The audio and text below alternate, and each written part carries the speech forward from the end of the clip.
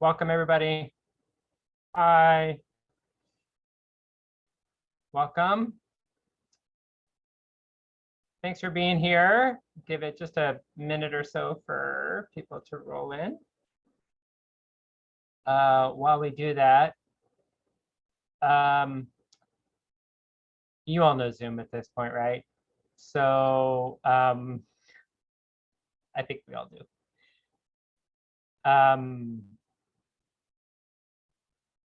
Okay. Q&A is turned on, so use the Q&A, please, if you have questions, and we will try and address them as we go.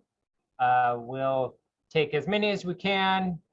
You know, we'll do what we can to get through as many of them as possible. It may be that we answer them live, or one of these folks might be answering them behind the scenes, typing out their answers. We already got our first question. So definitely use the Q&A for your questions, but I'm also going to ask you to put some stuff in the chat.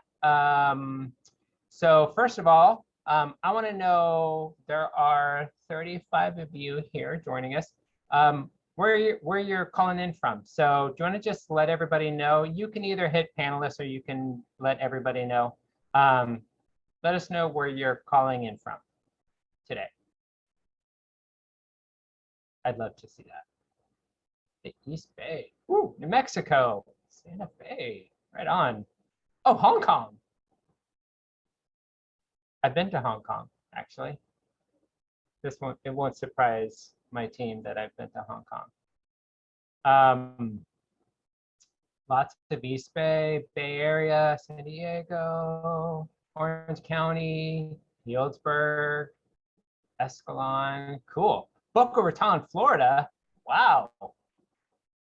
Y'all are from all over. This is great. All right. One other question for you.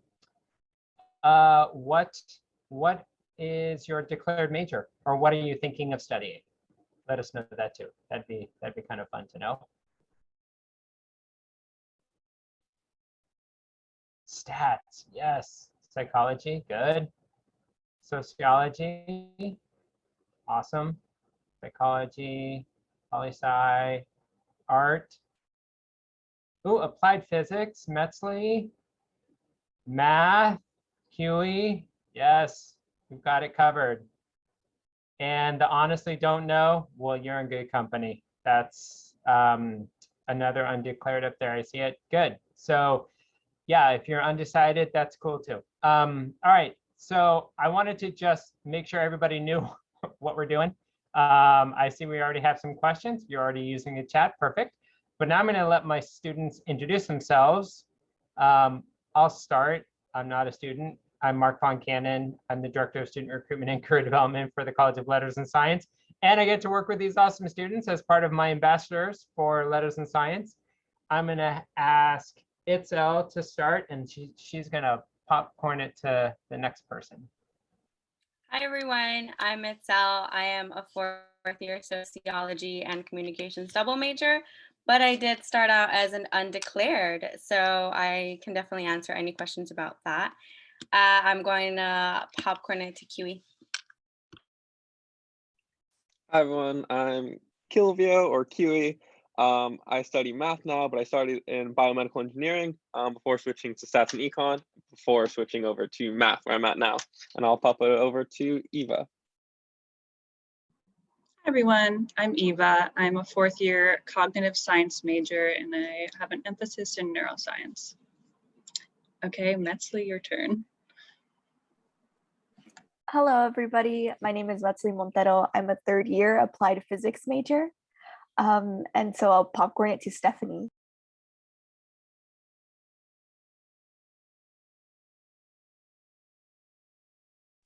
You're muted. Wait, Stephanie. Stephanie. You're muted. Oh, sorry. Hi, everyone. I'm a fifth year. I'm a psychology and communication double major, and I am from Fresno, California. And I just finished taking all my midterms this week. So as you can tell, I forgot to unmute myself. I was like so tired and stuff, but thankfully I'm done. Awesome. All right, let's dive into some questions because we already have some questions on the board. Oh, that sounded game show, didn't it? First question. And feel free, definitely use the upvote, because if you upvote those questions that are in the Q&A already, they move them to the top. And so that helps us to, keep them organized. Why don't we start with the bike recommendations? Who wants to talk about what bike recommendations you might have? Anybody? I can start. Right? Yeah, Kiwi, go. Yeah, used, honestly, don't get a new one. It's more likely to be stolen. Students don't steal them, but people come from all over because they know there's so many bikes here. So used is kind of the way to go. Between like mountain and road, I don't think there's a huge difference. Like mountain bike will get you around just fine. Road will go faster. The only thing is no cruisers. Those cause traffic jams for everyone, and they go slow, and then they're so hard to park. That's the only strong recommendation. Yeah, they take up 2 spots in a bike parking. Yeah, it's. No. And important thing, get a good lock. That's something to remember too. Anybody else have thoughts on that? Fender, helmet. Oh, I know that the school, I believe, still does like the bike auctions, right? Like in the usually like a month after school starts, around there, and then sometime towards the end of the year, like middle of the school year.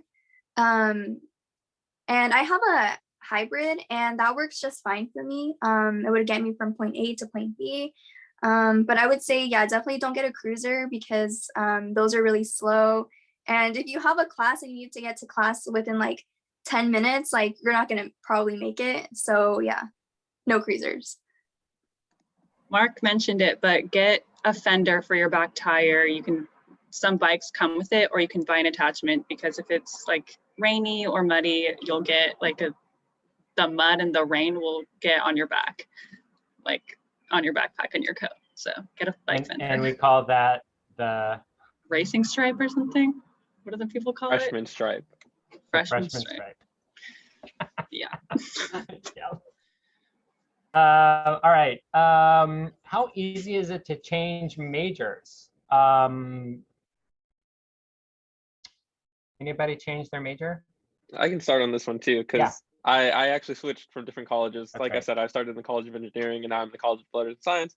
It's really easy. Like you just meet with the advisor of like the new college or the new major, and you sketch out a plan, and then it goes to approval for like either both college or both departments. And it might take like a week or two, but in like the long run, it's not really that relevant. So yeah, just as long as you work with like the staff, it's super easy to change majors and like draw up a plan of what you want to do. That's right. Really easy. Anybody else have thoughts on that? It does depend on the major you're changing into. Some will have more requirements than others. But otherwise it's pretty easy. And it doesn't really matter if you're changing between colleges or not. Some colleges have other college requirements, like in College of Letters and Science, if you're pursuing a Bachelor of Arts, we have a foreign language requirement. None of the other colleges have that. So there might be some of those kinds of changes, but otherwise it's pretty easy to do. Placement tests. I would love it if somebody could Google placement tests and then drop it in. There's a page, I think it's on undergraduate education, but there's a page that lists all of them. You do your placement tests generally in the summer, and they're only required if you need to take those courses. So like, you don't need to take the chem placement exam if you're not going to take chemistry, or the math placement exam if you don't need to take any math, or if you plan on coming in and like starting at like pre-calculus and so on. So it really depends on the coursework you're planning. There it is. Oh, it's on the registrar site. Thank you for that. Okay. Where is the meal plan stuff? Oh, okay. Meal plan. Do you guys want who lived on campus first year? Do you want to talk about your meal plan experiences and what that's like? And then I'm gonna find the pricing stuff.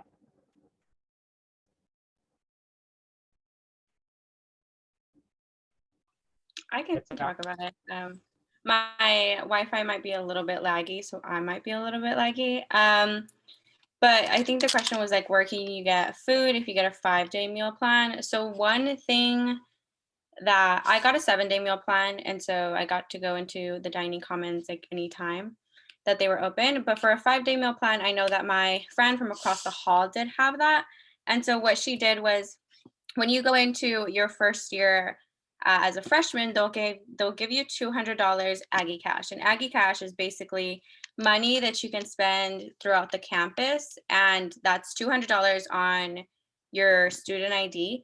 And so over the weekend in which you cannot go to like the dining commons for free, you can actually go to the dining commons with Aggie Cash, and they'll charge you like the set amount that it would take for a swipe, which I don't know how much it is, but I want to say it's maybe like $5. I'm not sure. And if you don't want to do that, you can always go to the coffee house. The coffee house has food there, and you can use that with Aggie Cash. You can also go to the food trucks that we have on campus, and you can use that with Aggie Cash. And then every like, what are the places where you live? What residence halls? Every residence hall will have like a small shop nearby, and you can spend your money there, where they'll have like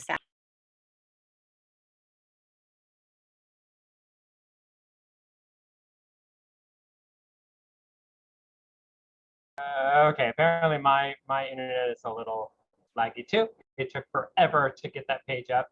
So there's the meal plans. Yeah, it does show the 5-day, the 7-day, or the 9 meals a week. Meal plan is part of room and board. So like it's part of your house, it's part of your total housing cost. So you're not necessarily going to see it broken up. Like if you, and you won't actually even see it on My Awards. It's going to show up on your My Bill, I think, on your student accounting page.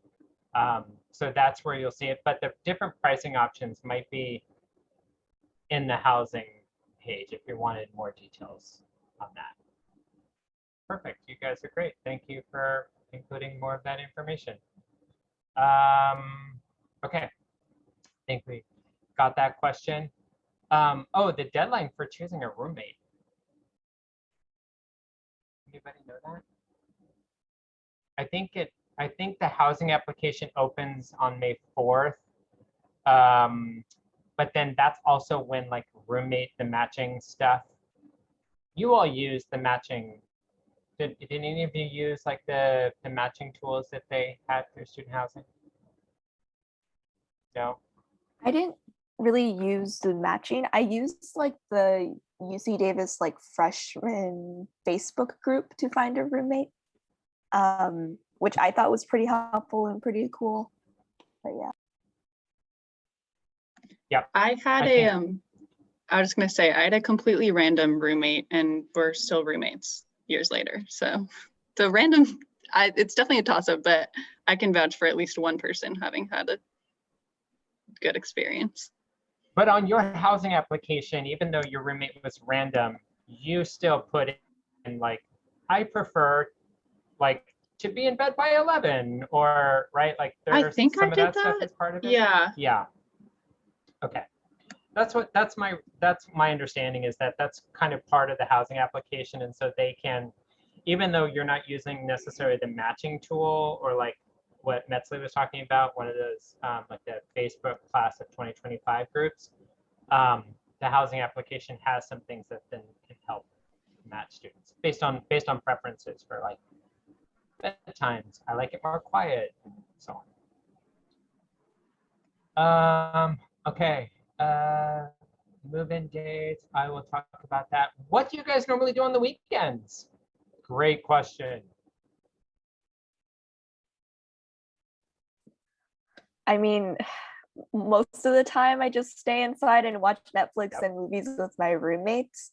But sometimes we go to the farmers, not sometimes, every Saturday we go to the farmers market in the morning. And then we walk around downtown, and we just talk and hang out, maybe get something to eat. But yeah, that's my typical Saturday and weekend. Who else?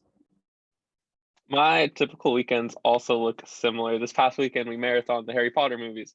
But like there's still you can still I mean on your first year it's kind of harder because you can't have a car. But like sometimes we'll take like a trip to Tahoe. We're going to a winery next weekend, so like you can take small day trips too. So that's always fun.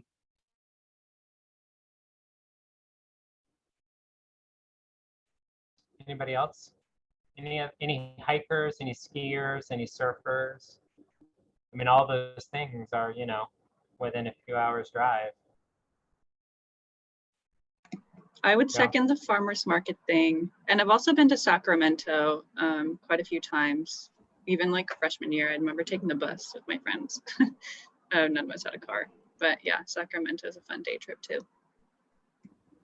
And the Bay Area is actually really accessible. The Amtrak goes straight from Davis into Oakland, and then you can grab the Amtrak bus over to the city, or you can get off at, I think, Richmond, where there's a BART. Then you can take a BART into San Francisco. So if you wanted to go to San Francisco for the day, it's totally doable and on a day trip.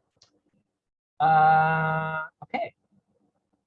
What are the popular work-study options for UC Davis students? So like jobs on campus. Is anybody, I know Eva, you have a job on campus. Stephanie, I know you've worked on campus. Do you guys want to talk about that? Like those kinds of opportunities? Yeah, I can go first. So I've worked as an orientation leader in the past.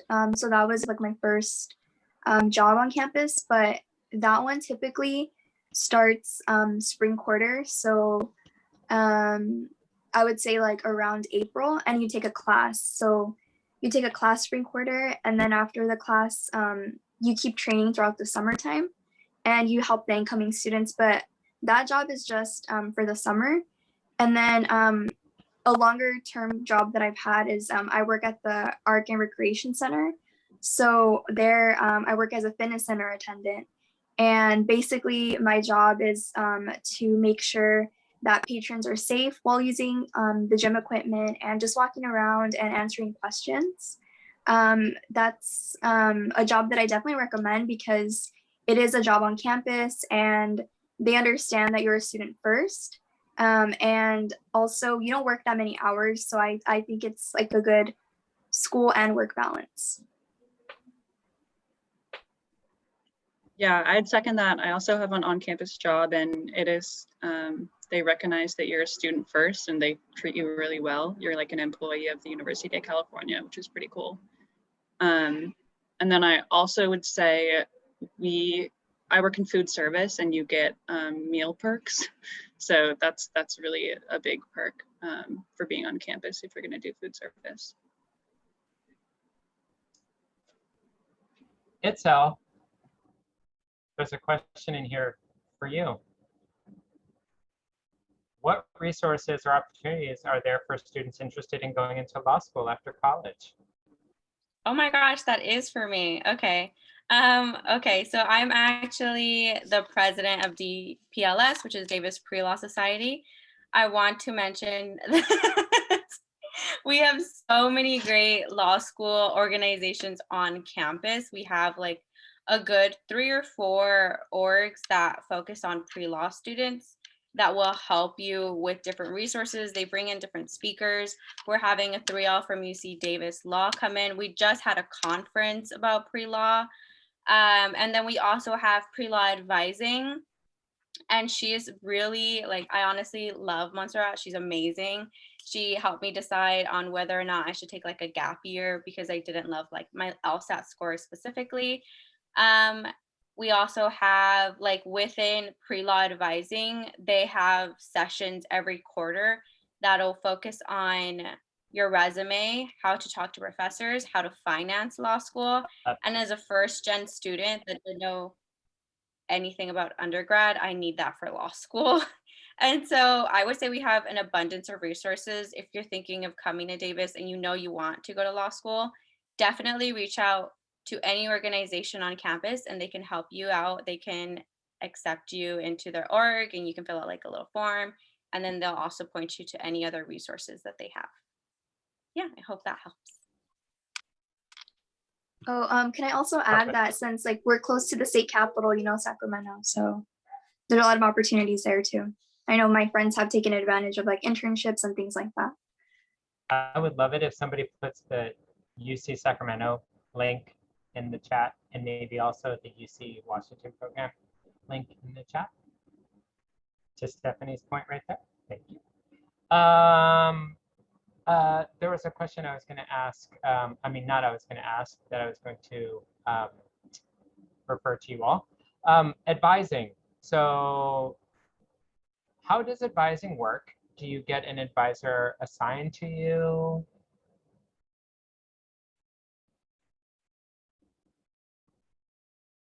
Metzley? Oh, Metzley's doing my link. Sorry. No, I'm just like typing a small description for like QE's links. But sorry, what was your question? Oh, how advising about works? advising. Yeah, like how does advising work? Do you have an advisor assigned to you? Yeah, I think it kind of depends. So usually for general undergraduate advising, there's a couple of different ways you can schedule an appointment. And the main way is through your UC Davis Oasis account. And you can have the system automatically decide for you like which advisor you'll meet up with, but you can also just like choose which advisor you want. A lot of times you might hear some students have like really positive experiences with a certain advisor, and perhaps like your experiences align with them and you want like similar advice.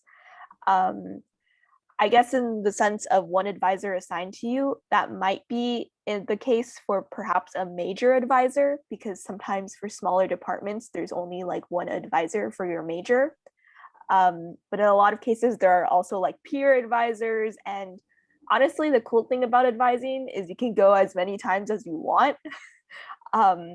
And so like, for instance, if you go to an advisor and you receive advice and then you're kind of curious about a second opinion, you can schedule another advising appointment with a different advisor and get some more input.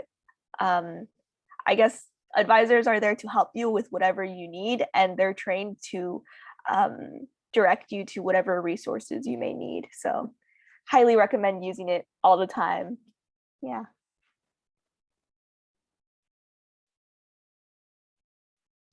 I was just going to add that in the College of Letters and Science, we have a program called, probably internally known as mandatory advising. And it sounds punitive, but it's not. It just means every student gets an opportunity to meet with an advisor at least once a year. You get to meet with your major advisor or your advisor in the college dean's office. So lots and lots of opportunities to get that kind of assistance. Community college classes during the summer will take credit transfer to UC Davis. I believe eventually, yes. So community college courses, if it's already on your transcript, if you took it during high school, it will, as long as the credit is on assist.org, you need to check that, make sure that it's on assist, then you can get the credit for it. Then it will transfer over, and then eventually you have to get us your transcripts too. Oh, is it cheaper to live on or off campus? I think the meal plan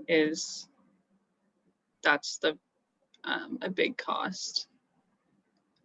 Okay, someone else can answer. There's pros and cons for sure. No, I think you're right. You're right. I think you're right. Yep. Mm-hmm. The housing is like, go ahead. It costs money to live on campus, but the location and the experience of being in the dorms, I thought was like a really positive experience. Not to mention, I guess the housing fees with student housing also include, there's like tutoring services by your living spaces. There's also like printing services, computer services.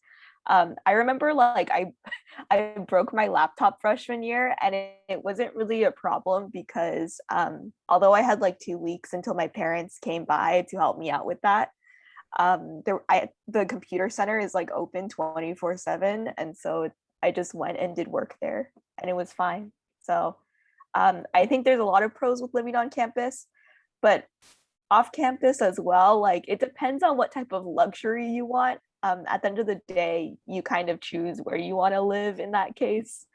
So if you want a cheaper option, there are cheaper options. If you want high-end luxury, then there are also those types of options for you. For sure. Yes, there are. And we now guarantee housing for 2 years. So if you do want to live on campus, you can for your first year. And then second year, there are apartments out here. I'm pointing out here because I live in West Davis, out here just across the freeway in West Davis, where second years and also transfer students live. So it's on campus housing, but it's not in the residence hall. But we do guarantee space for 2 years. Ooh, which housing area is best? Okay, show of hands. Who lived in Segundo? Segundo, okay. Who lived in Tercero? Nobody lived in Corto. Okay, so which was best? The place that you lived. Who wants to talk about why their place was best? I will We should say, probably have somebody from Segundo and somebody from Tercero. Okay, Metzley, you go. You do Tercero first, and I'm rooting for you. I was gonna say I wasn't going to express a strong Tercero is the best. I was gonna say it depends. I think for me, Tercero was the best choice because as a physics major, I'm taking math science classes, and that's more towards the south of campus. So I could wake up 5 minutes before class and like bike as fast as I could to class and still make it on time, just because the classes were literally like right next door to like my dorm. I know my friend, one of my physics friends, she lived in Segundo, and you will hear that Segundo dining hall is beautiful, but she had to like walk like I guess 10 minutes or a little more a ways away from like my classes. And so honestly, depends whether you're a food person or you don't like walking or biking that far. Whoever wants to jump in, go ahead. Segundo? Anybody who needs to root for Segundo? I can. I'm actually passionate about Segundo. I like our dining hall, although there is a new dining hall, Latitude. I saw someone put that in the chat. So Tercero technically has 2 dining halls now. But I really like Segundo. It's literally right across the street from Rite Aid. And then it's like, must be 5 minutes to Trader Joe's, which is really cool. So also if you do the 5-day meal plan, that's what I did. Go to Trader Joe's, get some snacks. And that takes care of your meals. Yeah, I just had a lot of fun in Segundo. I like Segundo. I'm passionate about it. Tercero's dorms are newer though. I will say that. That is true. Yep. Did anybody do study abroad? No. So yeah, no. How was the process? I don't know how the process is, but it doesn't matter. Let me just say this. It doesn't matter what your major is, you can study abroad. Like every student can study abroad. It does take some planning. It takes some flexibility. So what you should do, Eva's typing an answer, thank you. You should, if you're thinking about studying abroad, is you should go in fairly early to talk to one of the advisors in the study abroad office. There are also academic advisors there too. I can kind of talk about it Oh, a little yes, because Stephanie. sad, but like I was supposed to go to London during the summer, but like it got canceled. So unfortunately I can't go, but I know a little bit about the process. So like Mark was saying, you can meet with an advisor and you can let them know what your major is and you're not really sure about what program to do, because there are a lot of options. Like you can take classes at a university abroad, or you can do an internship. And I was thinking of doing an internship. So the internship process for being abroad is different than actually taking classes. So it is a good idea to kind of know what program you want to do. I know there's also research abroad, so that's another option too. So as a student, like really look into kind of like what type of program you want to do. And if you can't decide, like Mark was saying, you can meet with an advisor and just kind of let them know what you're thinking about. And they also have like different workshops throughout the year. So that's another great resource, to look into. And these workshops are really helpful because they actually go more into depth about different programs, and you can attend like different ones if you want. And I know there's some where they actually talk about scholarships and different financial resources that you can take advantage of to pay off the program that you're interested in. So definitely start early and start planning early. That was great. Yes, start early, plan early.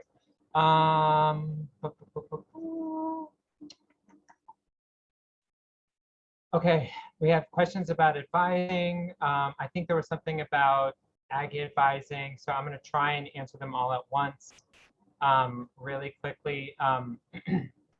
Advising will happen over the summer, and it happens after you do Aggie 101. So there's a 3-part process for orientation. Aggie 101 is the online module. You do that after you submit your SIR, probably around May 3rd or May 4th, I think it becomes available. So once you complete that, then you do Aggie Advising, and that's a one-on-one appointment with an academic advisor. And so don't stress about picking out your classes. That's what the advisors are there for. So you'll get some worksheets to fill out ahead of time. You will have gone through Aggie 101, so you will be prepared to figure out what classes to register for. So then you do advising, and then you register, and then you come for Aggie orientation, which is September 24th, I think. I think it starts Friday, the 24th, and it goes through the next Tuesday because classes start on Wednesday. Okay. You will get access to all of that stuff, schedule builder, all of those things after you do Aggie 101 and you're getting prepared for registering for classes. Okay. Talked about that. Ooh, graduating in 3 years. That's none of you, right? Does anybody want to talk about, like, does anybody know anybody who finished in 3 and whether or not, what the pros and cons are? I mean, I can think of some, but like, maybe it's better to hear it from you. Itzel? Yeah, I actually have a good number of friends who decided to graduate in 3 years. There definitely are pros and cons. One of the pros is that it's cheaper. You don't have to pay another year of tuition. One of the cons is that, I mean, like, you're going to be going to Davis for like a certain amount of years. There's like a certain experience you get being on campus, being there studying. And so you don't get those like full 4 years here. Also, I know that your schedule's jam-packed if you're doing 3 years. Usually students will take like 15 units potentially every quarter, or sometimes I even get to be a little bit lenient and take 12 or 13 units, even with a double major. But if you're going to graduate 3 years early, you kind of got to know what you want to do with, like, what major you want to have, and then you got to take a bunch of classes to graduate that much early. But yeah, definitely meet with an advisor. Talk to them about the pros and cons, because it's also very dependent on what your major is. because some majors will have a lot more requirements than other majors. And so talk to your advisor, tell them what you plan on doing, and they can help you out and they can help you create that 3-year schedule.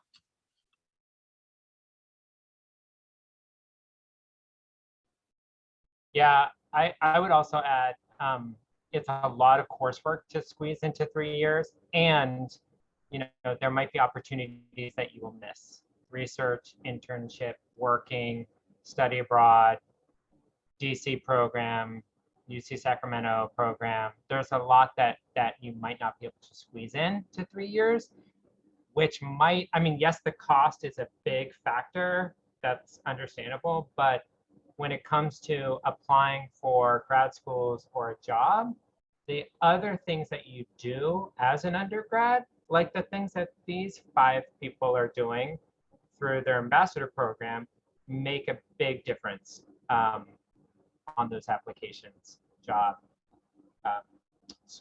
grad school, those things. So just something to think about. Right. I wanted to answer that question. Okay. We have some major specific questions. AP credits. Oh, Metzling, you are on the registrar's website. Will you find the GE chart? There's an AP chart. There's an AP chart on the registrar's website. That will answer that question. Ooh, communal bathrooms. I wondered this too when I was starting. So did anybody live in the high-rise, Segundo high-rise? Okay, so you had a communal bathroom. And then I know they're a little different in some of the newer areas. Eva, do you want to talk about your experience with that? It was like male and female, so it wasn't too crazy. I don't know, you're just sharing a bathroom. I never had any like particularly bad experiences. I don't know what to say. The campus bathrooms are all fine. There's like this one notoriously little weird one in Herring Hall, I'm sure. Anyone?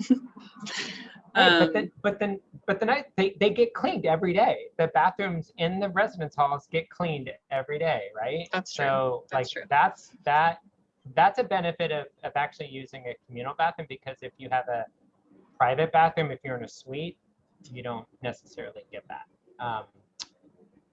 What else? Anybody else have experience? Like in Segundo, where Eva was, it's a high rise, and there are probably what, 30 rooms on each floor or so, on both sides, and there's a male and a female bathroom. But like where I was in Tercero, now it's not, I shouldn't even talk about it because the building's not there anymore. In the new buildings in Tercero, they're more clustered.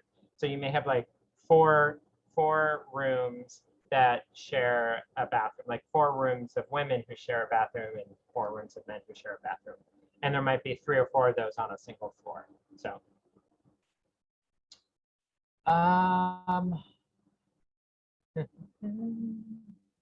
no, sorry, Metzling, not the GE requirements, the AP, there's an AP chart, AP credit. I think if you go to the registrar's website and type AP credit, there's a chart in there. It's actually really helpful, but it changes every year. So, does anybody know about the LGBTQ plus community, what that's like on campus? I mean, I know that there's a center. I feel like we have a pretty strong and open community. Does anybody know anybody who participates or has been in that center? Which center? Sorry. The LGBTQ. What is the LGBTQ plus community like at Davis? I would say there are a lot of student organizations and clubs that, well, for one, in the student community center, there's the LGBTQ plus community center. Me and my physics friends, we really enjoy going there because they have cool events like learning about law. There's books there that teach you all about like history and like current events. The staff there are trained to one, do counseling, and also two, like if you have any questions at all, because they acknowledge that we all come from like different backgrounds, and in some schools they, you know, go in depth about certain histories, and in others perhaps maybe not. So if you want to have those open conversations with others, I would highly recommend going there. I would also, if you're in STEM, there's something called the OSTEM. Here, I'll type it. It's like Sigma STEM. It's a club on campus that is for like the LGBTQ community. So if you're looking for some more camaraderie, I would recommend also going there. One of my friends is like the president of the club. So they do really cool events, and they also do like professional development and meeting like graduate students and professors from Davis that identify as a part of that community as well. So I highly recommend checking those two resources. If anybody else has any other resources, feel free to share. Yeah, other resources, communities, maybe even your clubs that you've participated in, just places that you found community.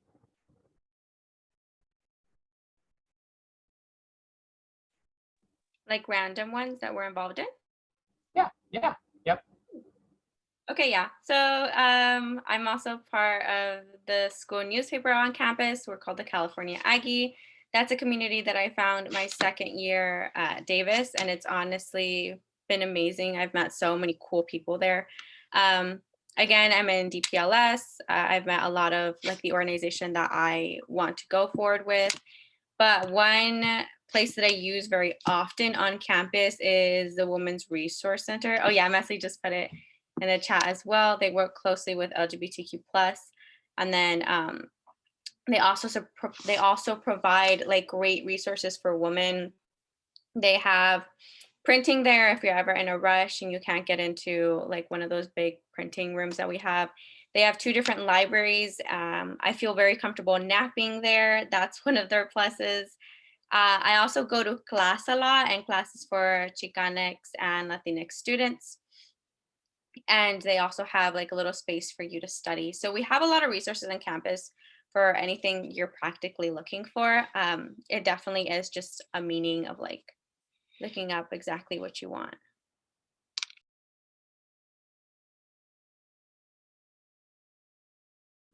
Anybody else have experience or things you want to talk about in that regard?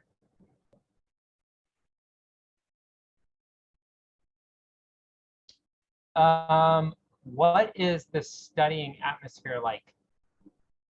Is it, I mean, actually, Q, I'm going to address this to you because I know you did what, 22 units one quarter or something like that? Or was it just 21?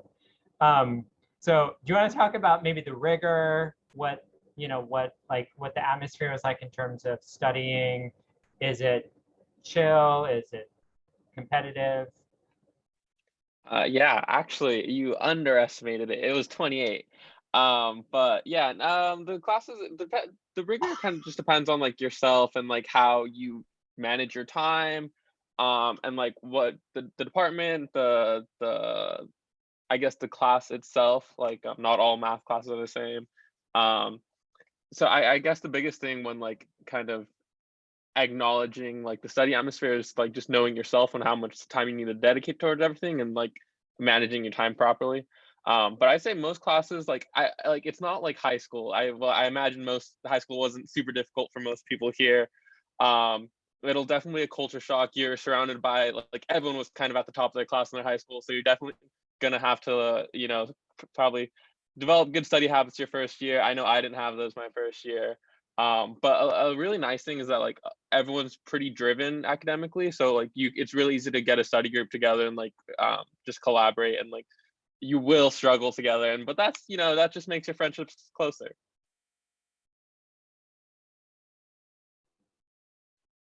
Anybody else? Anybody not having taken 28 units in a quarter? I would say for studying, I think it's kind of cool because I think there's a lot of like study spots depending on like your mood, or kind of like if you can study with like noise, or it has to be like silent. So there's like a lot of places around campus that accommodate the type of environment that you want. So the library is obviously like one of the best places if you need like complete silence to study in.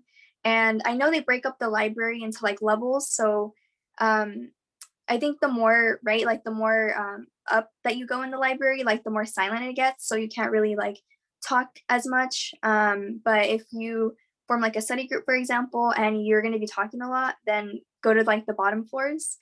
I know a lot of people study in the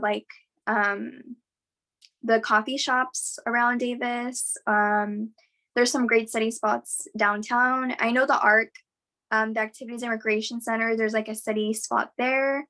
I know a lot of like every single dorm, they also have like their own like little study space where you can study there. So it honestly just depends on like what you're looking for.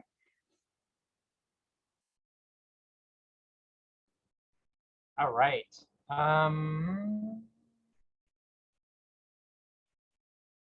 Did any of you see questions that you wanted to answer?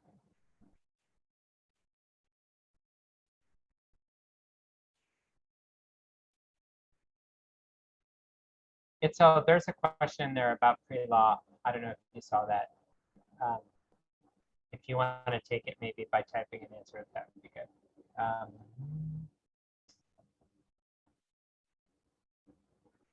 So where else do you guys get food? Like if you're not on campus, like what's the food situation like off campus? Eva, you mentioned Trader Joe's for like getting the snacks and stuff, but where else do you go for food? Say if you weren't on you're on a 5-day plan. The farmer's market, I did that a lot freshman year and still do that. Saturday mornings, get like a loaf of bread, get some fruit. So it's like an activity and you get good food for the week. Let's see. Downtown restaurants.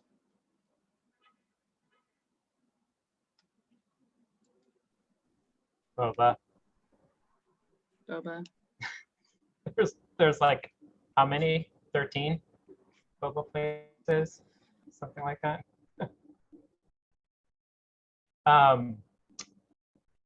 Okay, let's see. Ooh, does somebody want to talk about the security and the safety of campus? So has anybody used like, I can't think what it's called, Aggie, Metzley knows. Safe ride? Yes, thank you. And like I blue can- light and those kind of things. Do you want to just talk about that? Yeah, I can talk about it. So I would say campus is fairly safe, and also not fairly, I would say more than fairly safe. I felt comfortable walking alone like 10 p.m. at night, and also just like camping out at the library studying. I would say I used Safe Ride so much they probably knew me already. Some of my physics friends and we would like camp out at the library until like 1 a.m. doing homework. And we would use Safe Ride. For those of you who may not know, Safe Ride is like this free riding service provided by the in joint, I think, with the police department. And it's essentially like kind of like this free taxi service where after I believe 6 p.m., the Safe Ride services, you can reserve a ride, kind of like an Uber, I guess, from anywhere on campus to anywhere in the Davis area. And so for me, sometimes like the buses are no longer running. I believe they stopped running at like 10. So afterwards, I could just call a Safe Ride and they like pick me up from the library and drop me off at home, which I thought was like super useful. And it was pretty cool because I mean, then you would be with other students in the Safe Ride vehicle and just chat. And honestly, I would say campus and Davis in general is really safe. If you have any concerns, I would recommend maybe being in a group. That could also make you feel safer. Or some of my roommates, they prefer to just come back to the apartment or to the dorms before the sun sets. So in all honesty, it depends on you, but for me, maybe I got a little too comfortable on campus. But yeah. Adding on to the safe ride, I remember my freshman year taking Amtrak to get back home since I'm from Fresno. And my mom was really worried because I was going to be back in Davis like really late at night. And I didn't have anyone to come pick me up. So my mom, actually I called Safe Ride and I was like, would it be okay if you guys can pick me up from the Amtrak station and take me back to the dorms?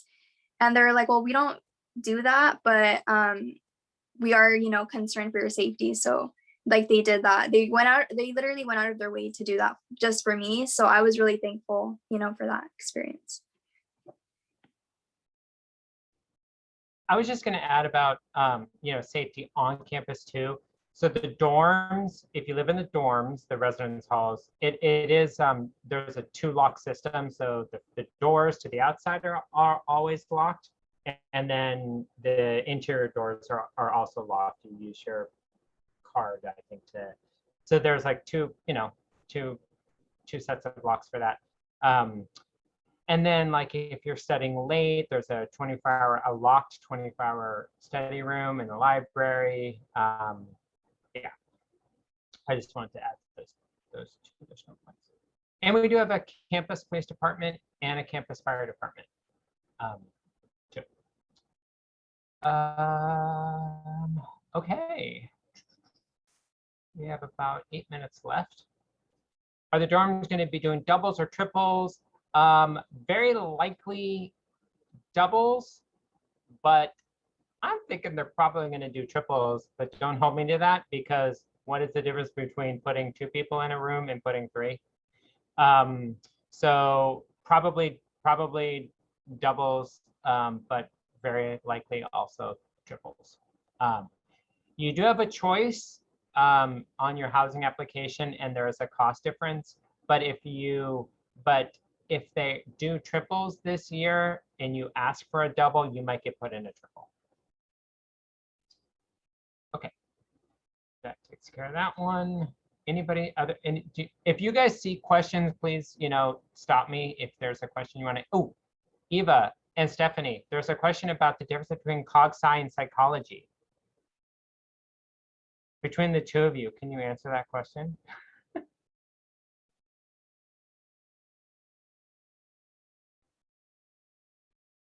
I'm a cog-sci major and I take psychology in that, but I can't say I like know.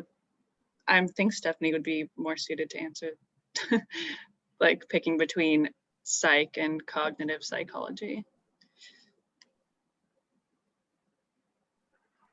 Okay, so let's see if we can answer this. So for psychology, I would say that psychology focuses more on, like, for example, based on the coursework that I've taken, more on kind of the different, they look at different age groups. So you can take classes like developmental psychology, or I know I've also taken like abnormal psychology, for example. So it really looks more into, I would say, kind of like a scope of a population, or particular like individuals. But I would say like like the other major, I would say is a little bit more like broader, I would say. I don't know if I'm like answering this correctly. No, I don't really know. It's kind of a hard thing to answer, I would say. No, you're good at yes. The answer is yes.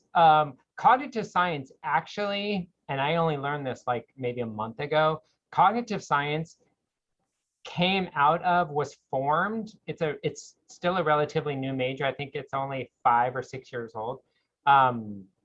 It came about because so many students were doing individual majors, which is an independent, like you pull from a bunch of different disciplines and majors to create your own major. And what they were finding is that a lot of students were developing a major using multiple disciplines. So cognitive science is is more interdisciplinary than psychology. It has a lot of psychology in it, but it's also, I think there's social science, there's, you know, you can even get into more like computer science, and even maybe heavier into biology and neuro. So like it's more interdisciplinary than the true psychology major. I mean, if you look at psychology, there's a very broad range of study that happens in it's the largest undergraduate program at UC Davis.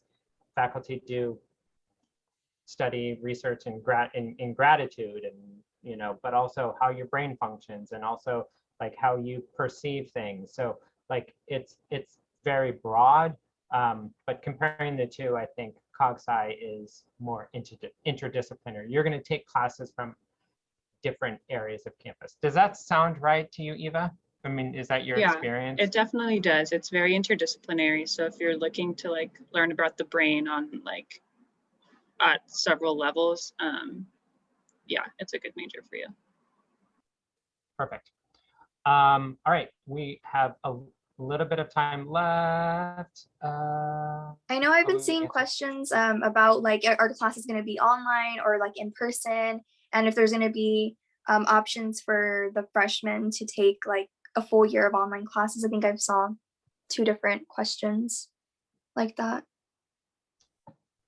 So the short answer is we don't know yet, but the long answer is we are planning for pre-pandemic operations in the fall.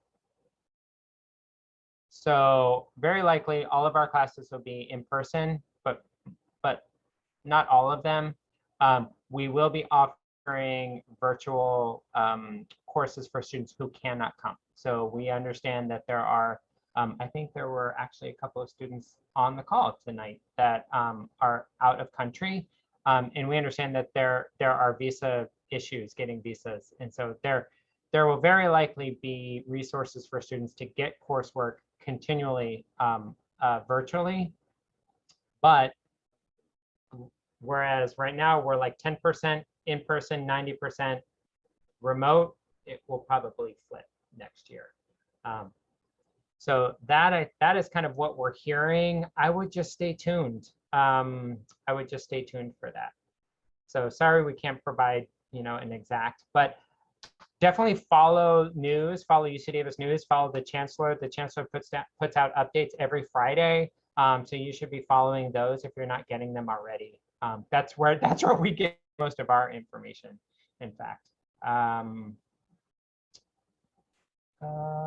Okay. Ooh, how late do classes go? And maybe also how early are classes offered? What has been your latest class? Really quickly, all of you, what was your latest class? Itself, 8 o'clock. It started at 8 or got out at 8? Started at 8, ended at 10. There you go. Eva? Some labs will go 7 p.m. to 10 p.m. I think like chemistry labs. Yep. Kiwi? I've tried to avoid anything too late. So I think my latest has been like a discussion 7 to 8. I don't blame you. What about you, Stephanie? The same, the chemistry lab from 7 to 10 p.m. Okay. Probably the same for physics too, huh, Metzley? Yeah, there's one exception. If you're in planetary sciences, there's an astronomy class that ends at 12. Yeah. Yeah. That is way past my bedtime. How about early? I mean, I know they're easier to get, right? The earlier classes. I think the earliest is 7:30. Is that right? Is that what you've all seen? 7:30? Yeah. Okay. So 7:30 is the earliest. But if you want to get classes, if you can be flexible, if you're a morning person, those will be easier to get. Okay. Don't take an early class. All right, let's see if there are just a few left in here before we ring off. Yes, there are pre-grad advisors. There's pre-health advising. I actually have. I should have put this in here. I have a link. Let me put my link tree in. I think it will give you a lot of those links. So, okay. No, we don't have any transfer students on this panel, but we will have some next month. So we're doing transfer student panels next month. So hopefully you can come back for that. Yes, non-citizens do internships, absolutely.